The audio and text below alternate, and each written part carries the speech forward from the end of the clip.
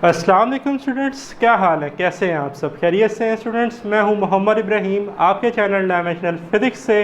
Students, आज हम discuss करने वाले हैं class 11 physics chapter number 3 motion and force. और आज का जो वीडियो लेक्चर है वो बेस करता है जी डिस्प्लेसमेंट पर। आज हम ये देखेंगे डिस्प्लेसमेंट और डिस्टेंस में क्या फ़र्क है, डिस्टेंस और डिस्प्लेसमेंट से क्या एमसीक्यूज़ या क्या शॉर्ट क्वेश्चंस आपके एग्ज़ाम पॉइंट ऑफ व्यू में आ सकते हैं।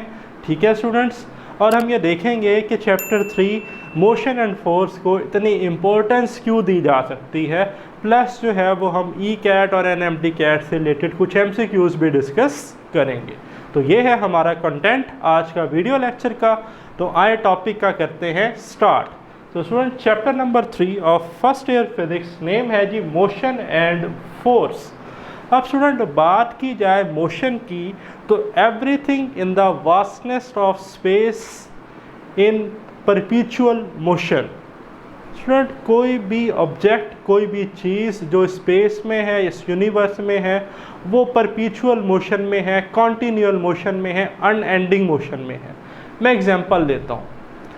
एक कार है, उसमें एक पैसेंजर है और एक ड्राइवर है। अकॉर्डिंग टू पैसेंजर, ड्राइवर जो है वो रेस्ट पे है, सीट पे बैठा हुआ है। बट आउटसाइड द ऑब्जर्वर जो है, एक आउटसाइड ऑब्जर्वर खड़ा हुआ है कार के रिस्पेक्टिव, वो ये कहेगा कि कार मोशन में है, तो जो पैसेंजर और ड्राइवर है वो भी मोशन में है।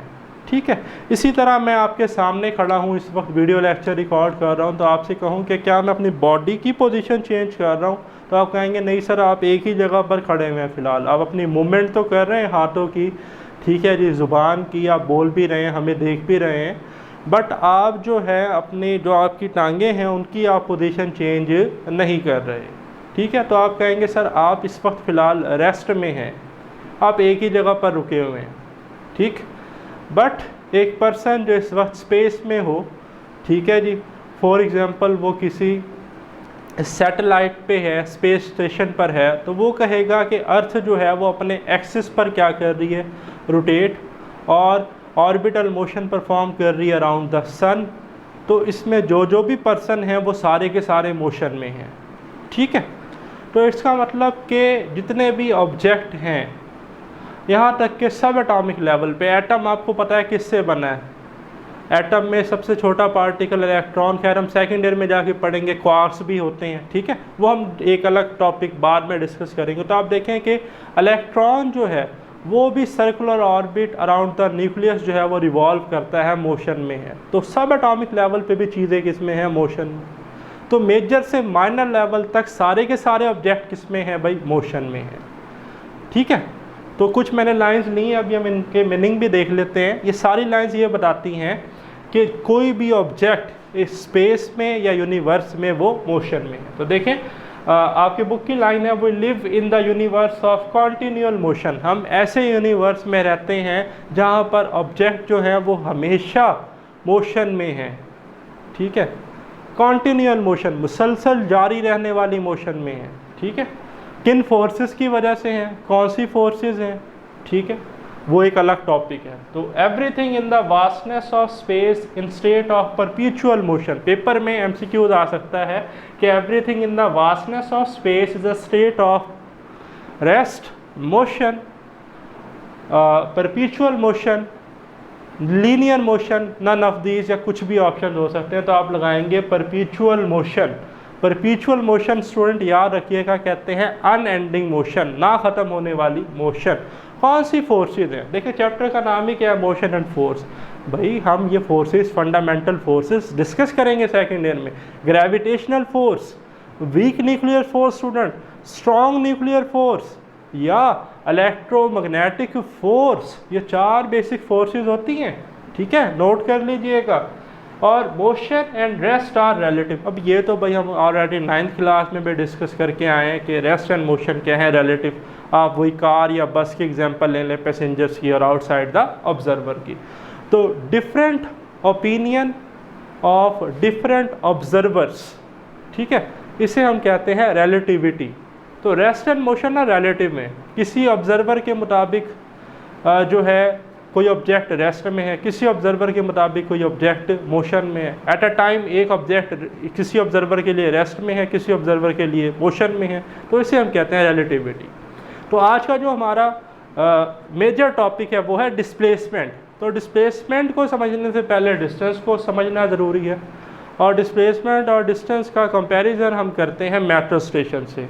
ठीक है जी, तो मेरी जो कहानी है वो पूरी सुननी है। दो दोस्त हैं स्टूडेंट। एक जो दोस्त है जी वो है यूँ समझ लें कि ड्यू की कमर्शियल आती है ना कि डर के आगे जीत है, ख़तरों का खिलाड़ी है। वो कहता है कि भाई दोनों ने करनी है रोड क्रॉस। वो कहता है कि जी मैं नीचे से रोड क्रॉस करूँगा, खड़े हुए मेट्रो के पास हैं, मेट्रो स्टेशन के पास हैं जहाँ से ट्रैफिक गुजर रही है।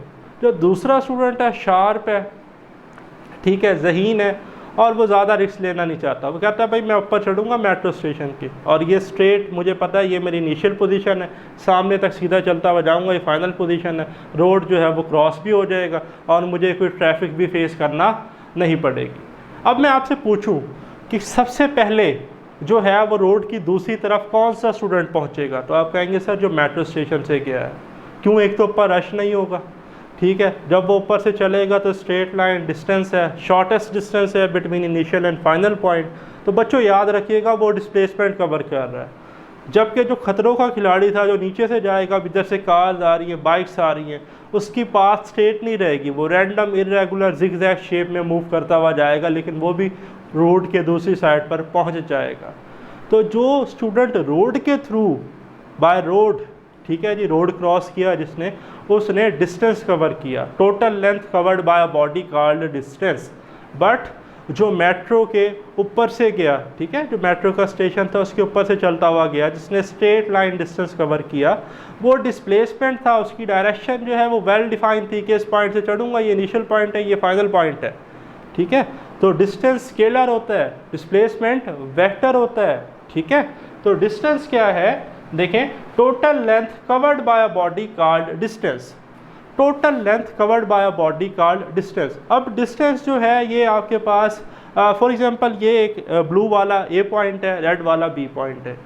ठीक है, एक पर्सन ने इस पॉइंट से इस पॉइंट पर जाना, अब उसके पास इन्फिनाइट वेज और पाथ हैं। वो ऐसे सर्कुलर शेप में चला जाए, सेमी सर्कुलर शेप में, वो ऐसे स्नेक शेप में जाए, ठीक है, या वो ऐसे इरेगुलर घूमता फिरता आगे पीछे से होता हुआ इस पॉइंट पे जाए, या भाई वो सीधा सीधा सीधा सीधा चलता हुआ इस पॉइंट पर चला जाए। तो मैं कहूँ सबसे कम फासला कौन सा होगा, तो आप कहेंगे सर वो स्ट्रेट लाइन डिस्टेंस जो है वो शॉर्टेस्ट डिस्टेंस कहलाएगा बिटवीन दीज टू पॉइंट। उसे स्टूडेंट हम क्या कहते हैं, डिस्प्लेसमेंट, जिसकी डायरेक्शन है इनिशियल से फाइनल पॉइंट की तरफ। बाकी जितनी भी उसने लेंथ कवर की वो सारे के सारे डिस्टेंस थे। तो डिस्टेंस हमेशा ज़्यादा होता है डिस्प्लेसमेंट से, बट स्ट्रेट लाइन में डिस्टेंस और डिस्प्लेसमेंट बराबर होते हैं। ये सारा हमने डिस्कस करना है। ठीक है, तो unit of distance is metre. Distance length है भाई, तो लेंथ का यूनिट मीटर होता है, और मीटर की डायमेंशन या डिस्टेंस की डायमेंशन स्क्वायर ब्रैकेट में हम लिखते हैं एल। ठीक है, पेपर में एमसीक्यूज आ सकता है। तो it is represented by D और एस। डी से भी रिप्रेजेंट कर सकते हैं, एस से भी।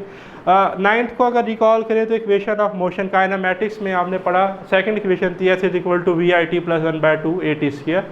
तो एस वहाँ पर डिस्टेंस था। डिस्टेंस स्केलर क्वांटिटी है, it is always positive. Length है ना, लेंथ हमेशा पॉजिटिव होती है, लेंथ हमेशा पॉजिटिव, नेगेटिव नहीं हो सकती। ठीक है, कोई डायरेक्शन ही नहीं है इसकी। ओके, स्केलर है ना हमारे पास। ये बड़ा इंपॉर्टेंट पॉइंट है कि magnitude of displacement equal to the distance in straight line. अगर कोई ऑब्जेक्ट स्ट्रेट लाइन में डिस्टेंस कवर कर रहा है तो उससे डिस्प्लेसमेंट का अगर मैग्नीट्यूड लिया जाए तो बच्चों वो डिस्टेंस के बराबर होगा। आगे चल के अभी हम डायग्राम में भी देखेंगे ये पॉइंट। तो नेक्स्ट हमारे पास है जी आपके बुक के कंटेंट के मुताबिक डिस्प्लेसमेंट। ठीक है, हमारा आज का जो वीडियो लेक्चर है वो इसी हाइडिंग पर बेस्ड करता है। तो डिस्प्लेसमेंट क्या है, shortest distance between two point, दो पॉइंट्स के दरमियान मिनिमम फासला या change in position of a body from its initial to final position. Body की पोजीशन में जो चेंज आ रहा है इनिशियल से फाइनल पोजीशन तक, इनिशियल पॉइंट से फाइनल पॉइंट तक, उसे क्या कहते हैं, डिस्प्लेसमेंट। ठीक है, इट यूनिट्स इज मीटर। तो डिस्टेंस का यूनिट भी मीटर, डिस्प्लेसमेंट का यूनिट भी मीटर। डिस्टेंस की डायमेंशन भी स्क्वायर ब्रैकेट में एल, डिस्प्लेसमेंट की भी जो डायमेंशन है स्क्वायर ब्रैकेट में एल। डिस्टेंस स्केलर है, डिस्प्लेसमेंट वेक्टर है, ठीक है। डिस्टेंस जो है वो हमेशा पॉजिटिव होता है। डिस्प्लेसमेंट जो है स्टूडेंट ये जीरो भी हो सकता है, पॉजिटिव भी हो सकता है, नेगेटिव भी हो सकता है। भाई जीरो कब होगा आगे जाके डिस्कस करेंगे, एमसीक्यूज जब डिस्कस करेंगे। पॉजिटिव कब होगा, पॉजिटिव तो जाहिर सी बात है पॉजिटिव एक्स एक्सिस की तरफ जब मूव करें। नेगेटिव जब नेगेटिव एक्स एक्सिस की तरफ, क्यों भाई, इसकी डायरेक्शन है। तो नेगेटिव याद है वेक्टर की जब हम डायरेक्शन चेंज करते थे, 180 का फेस चेंज करते थे, तो वो रिवर्स वेक्टर जो है वो नेगेटिव वेक्टर कहलाता था अपने ओरिजिनल वेक्टर का। तो पॉजिटिव भी हो सकता है, नेगेटिव भी हो सकता है, जीरो भी हो सकता है। तो अब आप देखें, consider a body that's move from point A to B in a curve path, ठीक है। ये ब्लू कलर की आपको पाथ नज़र आ रही है, रेगुलर शेप। एक ऑब्जेक्ट है या बॉडी है जो मूव कर रहा है ए से बी पॉइंट की तरफ, और इस ब्लू लाइन पे कर्व उसने डिस्टेंस कवर किया, टोटल लेंथ कवर की है 15 मीटर, ठीक है। जबकि जो उसका डिस्प्लेसमेंट वेक्टर है, ए क्या है इनिशियल पॉइंट, बी क्या है फाइनल पॉइंट, वो ए से बी के दरमियान है, स्ट्रेट लाइन है। स्ट्रेट लाइन इसका मैग्नीट्यूड है और एरो डायरेक्शन बता रहा है ए से बी की तरफ, वो है 10 मीटर। अब मुझे बताएं कि डिस्टेंस ज़्यादा है डिस्प्लेसमेंट ज़्यादा है। भाई डिस्प्लेसमेंट तो शॉर्टेस्ट डिस्टेंस बिटवीन 2 पॉइंट है, स्ट्रेट लाइन मिनिमम फासला, और ये तो कर्व पाथ है तो उससे तो ज़्यादा देर लग रही है अगर वो ये वाली पाथ ले, और अगर यहाँ से जाए तो कम टाइम लगेगा। तो डिस्टेंस है 15 मीटर, डिस्प्लेसमेंट कितना है 10 मीटर। तो यहाँ से ये पता चला कि डिस्टेंस हमेशा ज़्यादा होता है डिस्प्लेसमेंट से, ठीक है। अब थोड़ा सा देख लेते हैं हम डिस्प्लेसमेंट का फार्मूला, उसको हम प्रूव करेंगे हेड टू टेल रूल से। तो हेड टू टेल रूल को स्टार्ट करने से पहले हम पोजीशन वेक्टर डिस्कस करते हैं ए पॉइंट और बी पॉइंट के। तो ये हमारे पास एक प्लेन है 2 dimensional, X axis Y axis. यहाँ पर इस प्लेन में 2 पॉइंट लाई करते हैं, ए इनिशियल पॉइंट है, बी फाइनल पॉइंट है। अब पोजीशन वेक्टर होता है क्या, vector that describe the position और location of some specific point with respect to origin. ऐसा वेक्टर जो किसी खास पॉइंट की पोजीशन बताए, लोकेशन बताए ओरिजिन के हवाले से, ठीक है। तो ए पॉइंट का पोजीशन वेक्टर ओरिजिन के लिहाज से है r1, और बी पॉइंट का जो पोजीशन वेक्टर है ओरिजिन के लिहाज से वो है स्टूडेंट r2, ठीक है। r1 ए पॉइंट का position vector, r2 B point का पोजीशन वेक्टर, और ए और बी के दरमियान जो है वो है डिस्प्लेसमेंट वेक्टर, या जिसे हम चेंज इन पोजीशन कहते हैं between initial and final point, D vector. अब हेड टू टेल रूल से अगर देखा जाए तो हेड टू टेल रूल क्या था, पहले तो ये बताएं कि join the head of first vector with the tail of second vector.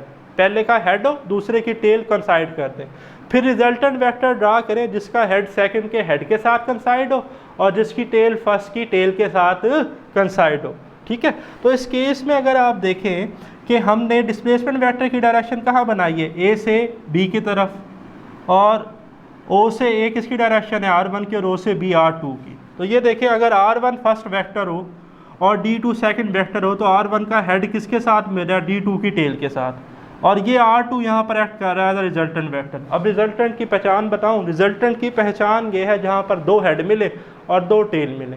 तो देखें यहाँ पर 2 टेल मिल रहे हैं और 2 हेड मिल रहे हैं, तो इसका मतलब r2 रिजल्टेंट वेक्टर है। तो याद है हम लिखते थे r is equal to a plus B vectors and equilibrium में, तो यहाँ r2 है रिजल्टेंट वेक्टर। तो r2 को हम लिख लेंगे r1 प्लस डी। तो देखें r2 is equal to r1 plus D, तो r1 को इधर ले जाए तो d वेक्टर बन जाएगा r2 vector minus r1 vector, या d वेक्टर को हम लिख सकते हैं delta r vector. Delta represent the change in position, ठीक है। यही definition, change in position of a body from its initial to final position और पॉइंट कॉल्ड डिस्प्लेसमेंट या शॉर्टेस्ट डिस्टेंस बिटवीन 2 पॉइंट। तो ये फार्मूला है स्टूडेंट हमारे पास displacement का, ठीक है। डी से रिप्रेजेंट भी कर सकते हैं, डेल्टा आर से, डेल्टा एक्स से, and so on.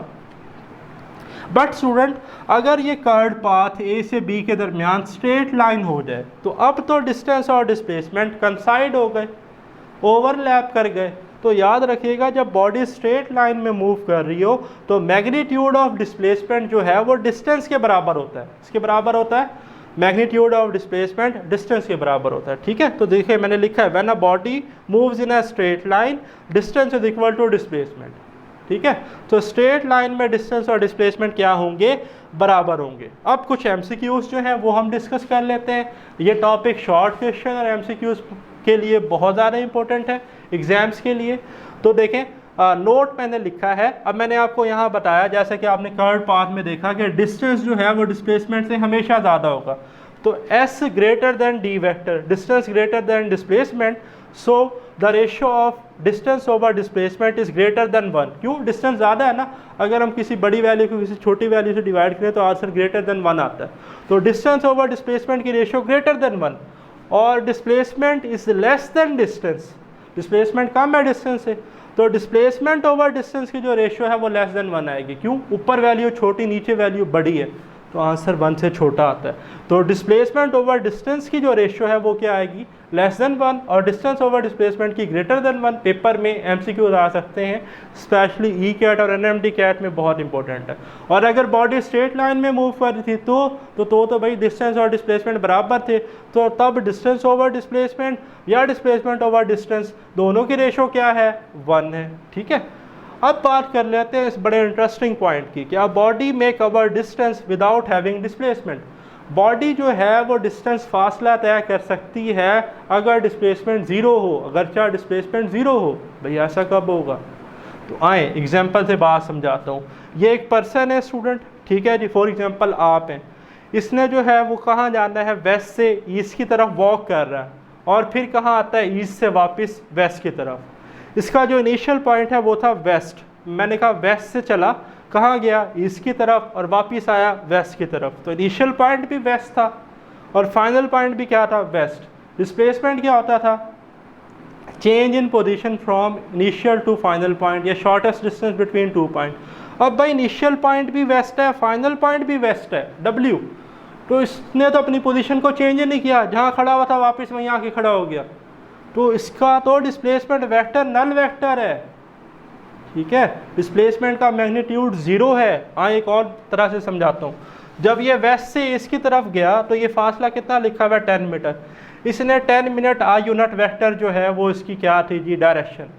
Okay, direction represent कर रहा है वेक्टर। और जब ये ईस्ट से वापस आया वेस्ट की तरफ तो 180 का एंगल चेंज हुआ नेगेटिव एक्स एक्सिस की तरफ, तो मैंने लिख लिया -10 मीटर I यूनिट वेक्टर।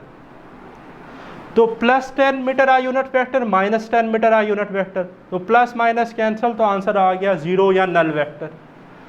ठीक है, तो डिस्प्लेसमेंट याद रखिएगा 0 होता है कि अगर बॉडी किसी पॉइंट से चले, सर्कल में फॉर एग्जांपल कोई बॉडी मूव कर रही है और जिस पॉइंट से बॉडी स्टार्ट हुई वापस उसी पॉइंट पर आकर रुक जाए और आपसे पूछा जाए कितना डिस्प्लेसमेंट कवर किया, तो 0 होगा। कितना होगा? 0। बट क्या डिस्टेंस भी 0 होगा? भाई मैंने कहा था डिस्टेंस हमेशा पॉजिटिव होता है। क्या होता है? पॉजिटिव। डायरेक्शन ही नहीं है, स्केलर है। तो वेस्ट से ईस्ट तक जाने का कितना फासला था? 10 मीटर। ईस्ट से वेस्ट वापस आने का भी कितना था? 10 मीटर। तो डिस्टेंस हम लिखेंगे 10 + 10, तो कितना हो जाएगा? 20 मीटर। तो डिस्प्लेसमेंट इस केस में 0 और डिस्टेंस कितना? 20 मीटर। अब इसी तरह एक MCQ अक्सर पेपर में आ जाता है कि फॉर सेमी सर्कुलर पाथ, कोई ऑब्जेक्ट है जिस सेमी सर्कुलर पाथ में मूव कर रहा है, बताएं डिस्टेंस और डिस्प्लेसमेंट की रेशियो क्या होगी। तो कंसीडर जी ये हमारे पास हाफ स्टेडियम है, आपने स्टेडियम देखा है क्रिकेट का या फुटबॉल का, फॉर एग्जांपल क्रिकेट का मुल्तान या लाहौर का कोई भी कंसीडर कर लें।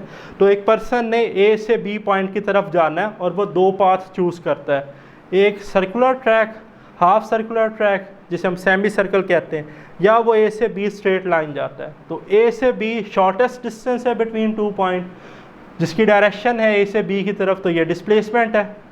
और ये जो है हाफ ऑफ सेमी सर्कल, ये क्या है? Total length covered by body, जो कि डिस्टेंस है।